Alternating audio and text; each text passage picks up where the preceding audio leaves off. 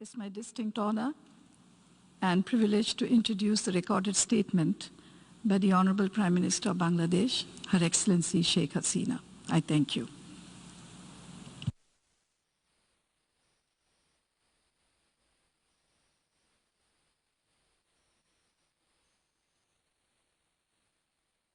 In the name of Allah, the most gracious, the most merciful. Mr. President, Assalamu alaikum.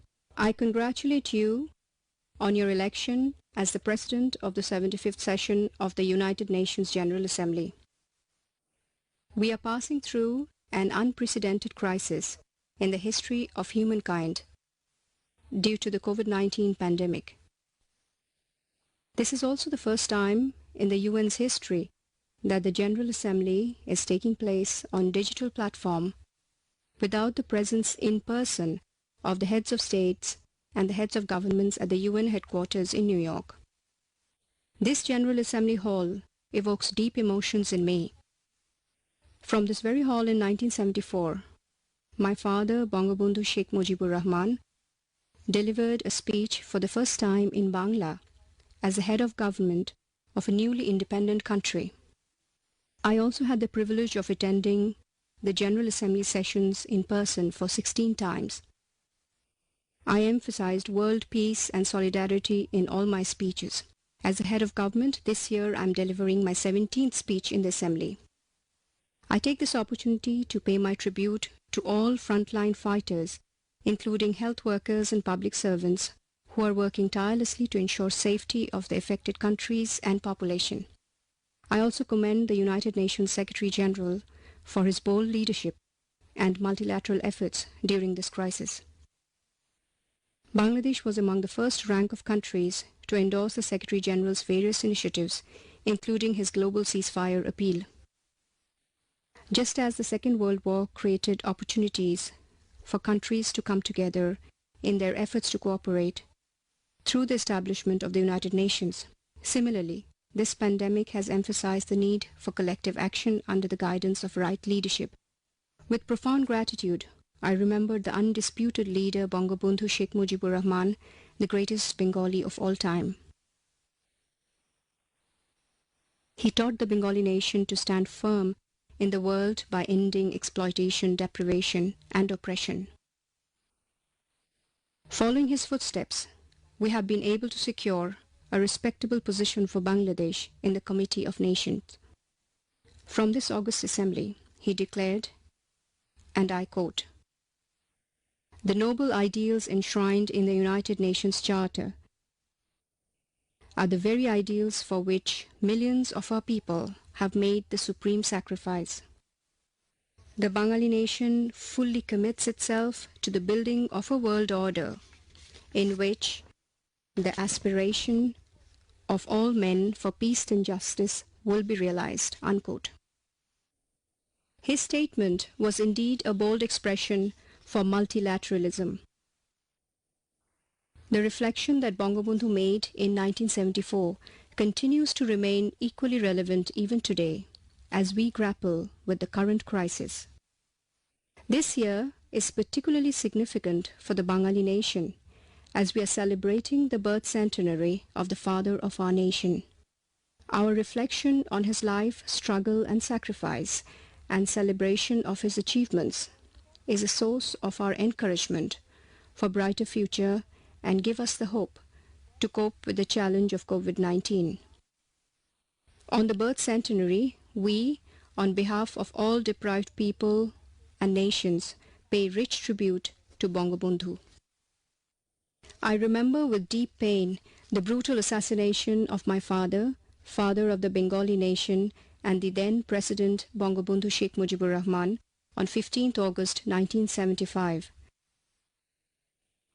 along with 18 members of my family, including my mother, 3 brothers, 2 sisters-in-law. The lives of myself and my younger sister were fortunately spared as we were out of the country at that time. We had to stay abroad as refugees for 6 long years. I mention this to this assembly so that the world does not see the repetition of such heinous, brutal and unjust killings ever. সভাপতি, COVID-19 প্রমাণ করেছে আমাদের সকলের ভাগ্য একই সূত্রে গাঁথা। আমরা কেউই সুরক্ষিত নই যতক্ষণ পর্যন্ত না আমরা সকলের সুরক্ষা নিশ্চিত করতে পারছি।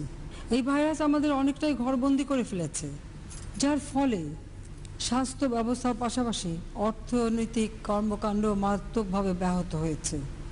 বাংলাদেশে 2018-19 অর্থবছরে 8.2% হারে জিডিপি প্রবৃদ্ধি অর্জন সম্ভব হয়েছিল, কিন্তু কোভিড-19 আমাদের এই অগ্রযাত্রা বাধাগ্রস্ত করেছে। তবে বাংলাদেশে আমরা প্রথম থেকেই জীবন ও জীবিকা দুই ক্ষেত্রেই সমানভাবে গুরুত্ব দিয়ে কার্যক্রম শুরু করেছিলাম। দেশের ব্যবসা বাণিজ্য উৎপাদন যাতে ব্যাপক ক্ষতির সম্মুখীন না হয় তার জন্য বিভিন্ন প্রণোদনার ব্যবস্থা করেছি। আমরা সামাজিক নিরাপত্তা কর্মসূচির পরিধি ব্যাপকভাবে বৃদ্ধি করেছি। দেশের মুক্তিযোদ্ধাদের জন্য আমরা প্রতি বছর প্রায় 39 বিলিয়ন টাকা বরাদ্দ করি। এছাড়া বয়স্ক ভাতা, বিধবা ও স্বামী পরিত্যক্তা মহিলাদের জন্য ভাতা, প্রতিবন্ধী ভাতা এবং সমাজের অনগ্রসর শ্রেণী সহ অন্যদের জন্য বিভিন্ন কর্মসূচি ও ভাতার প্রচলন করেছি, যার মাধ্যমে প্রায় 9.1 মিলিয়ন পরিবার উপকৃত হচ্ছেন। কোভিড-19 বিস্তারের কারণে কর্মহীন হয়ে পড়া মানুষের জন্য আমরা তাৎক্ষণিকভাবে খাদ্য ও অন্যান্য সহায়তার ব্যবস্থা নিয়েছি। এতে 10 মিলিয়নের বেশি পরিবার উপকৃত হয়েছেন। আমরা 4 মিলিয়ন শিক্ষার্থীকে শিক্ষাবৃত্তি প্রদান করেছি। করোনাকালে ক্ষতিগ্রস্ত কৃষক, শ্রমিক ও দিনমজুর সহ 5 মিলিয়ন মানুষকে নগদ অর্থ সহায়তা দিয়েছি।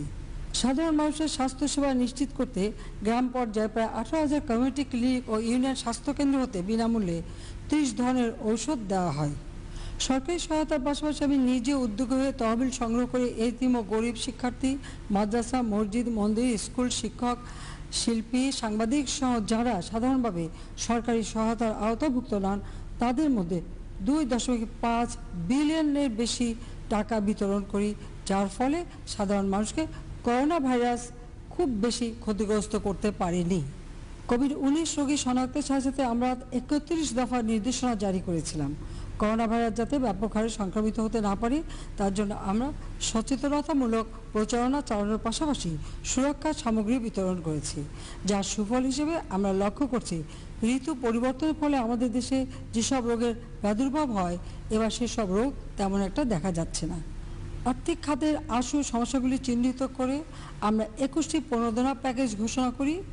রপ্তানিমুখী শিল্প, শ্রমিকদের সুরক্ষা, ক্ষুদ্র মাঝারি শিল্পকে ওয়ার্কিং ক্যাপিটাল প্রদান, রপ্তানি বৃত্তিতে ঋণ প্রদান, কৃষি ও কৃষকদের সহায়তা, কর্মসৃজনের জন্য ঋণ প্রদান, ক্ষতিগ্রস্ত ব্যবসা প্রতিষ্ঠানের সুদ মওকুফ, পুনঃ অর্থায়ন স্কিম এবং স্বাস্থ্যকর্মীদের জন্য বীমা চালুকরণ ইত্যাদি খাত প্রণোদনার অন্তর্ভুক্ত রয়েছে।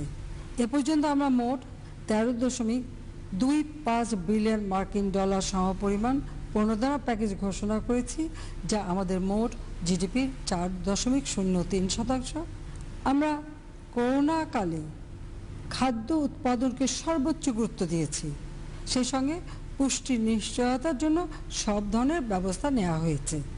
স্বাস্থ্যবিধি মেনে দেশের শিল্প কারখানা সচল রাখা এবং কৃষি ও শিল্প পণ্য যথাযথভাবে বাজারজাতকরণের বিশেষ ব্যবস্থা নিয়েছি, যার ফলে বাংলাদেশের স্বাস্থ্য ও অর্থনীতি এখনও তুলনামূলকভাবে অনেক ভালো আছে। কোভিড-19-এর কারণে বিশ্বব্যাপী উৎপাদনের স্থবিরতা সত্ত্বেও আমাদের 5.24% হারে জিডিপি প্রবৃদ্ধি অর্জিত হয়েছে। আগামী অর্থ বছরে জিডিপির প্রবৃদ্ধির হার 7% উন্নীত হবে বলে আমরা আশাবাদী। জনাব সভাপতি, আশা করা হচ্ছে বিশ্ব শিগগিরই কোভিড-19-এর ভ্যাকসিন পাবে। এই ভ্যাকসিনকে বৈশ্বিক সম্পদ হিসেবে বিবেচনা করা প্রয়োজন। সকল দেশ যাতে এই ভ্যাকসিন সময় মতো এবং একই সঙ্গে পায় তা নিশ্চিত করতে হবে।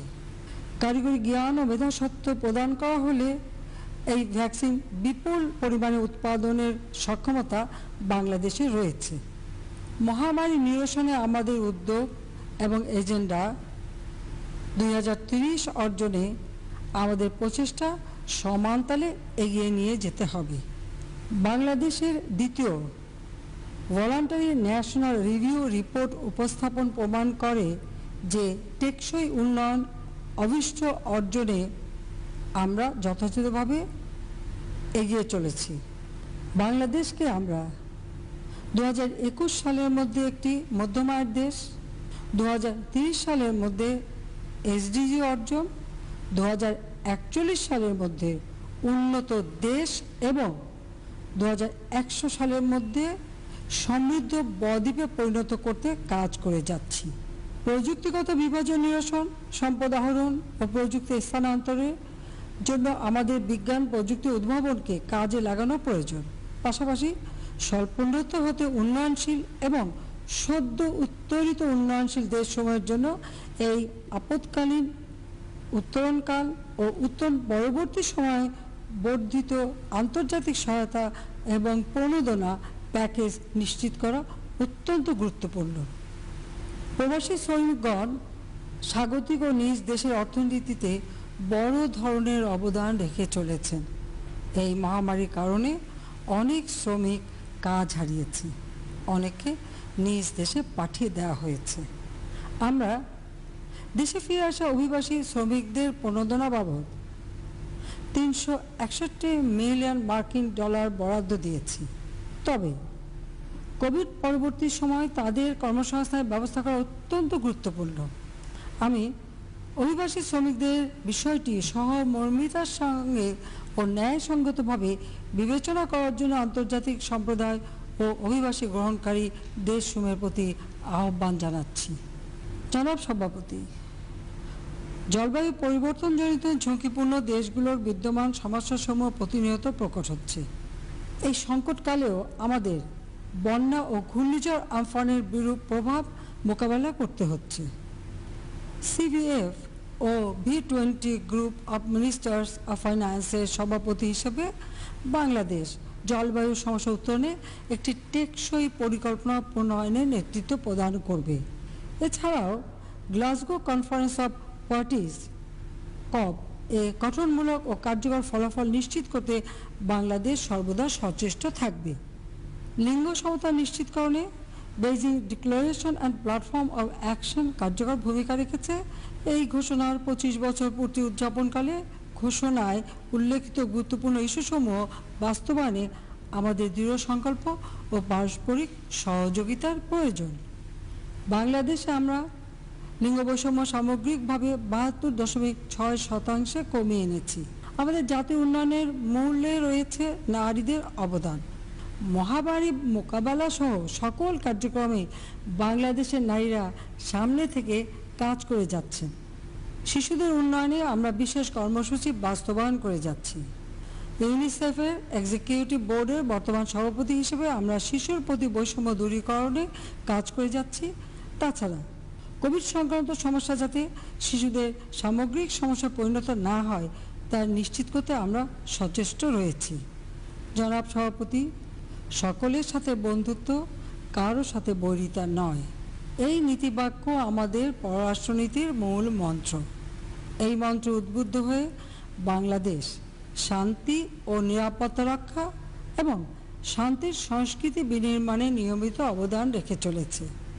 মহামারীকালে অসহিষ্ণুতা, ঘৃণা, বিদ্বেষ ও উগ্র জাতীয়তাবাদের মতো বিষয়গুলো বৃদ্ধি পাচ্ছে।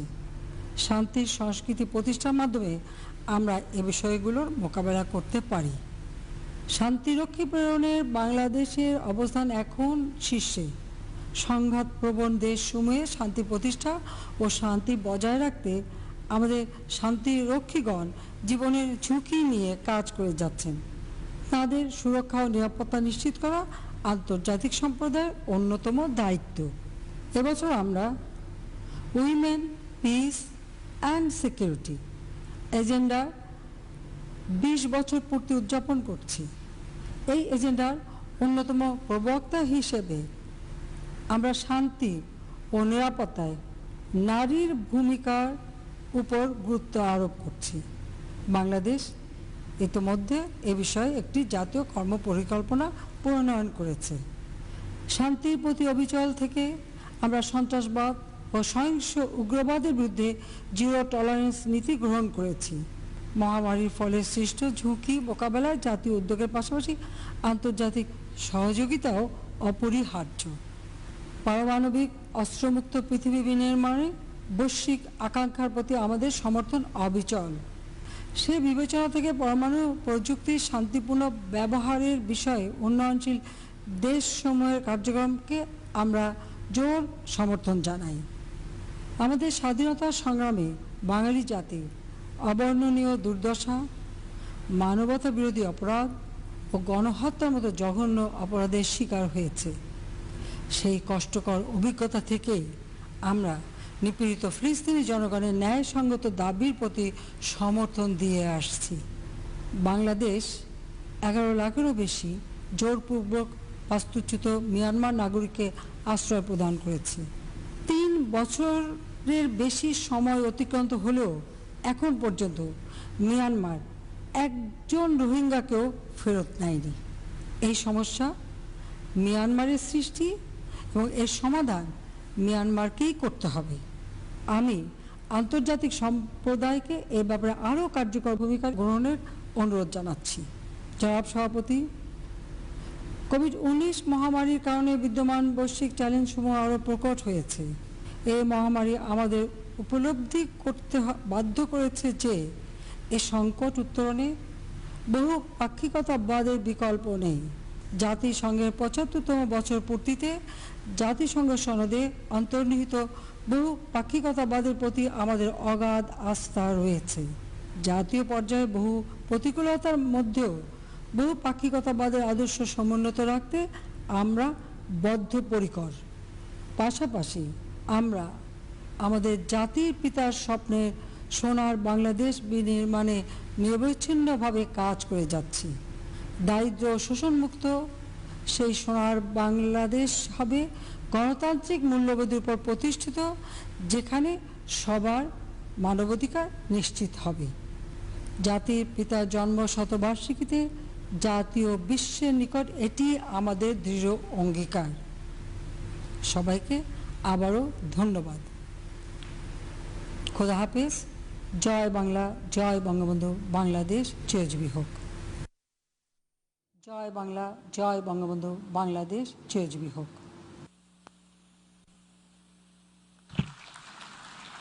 On behalf of the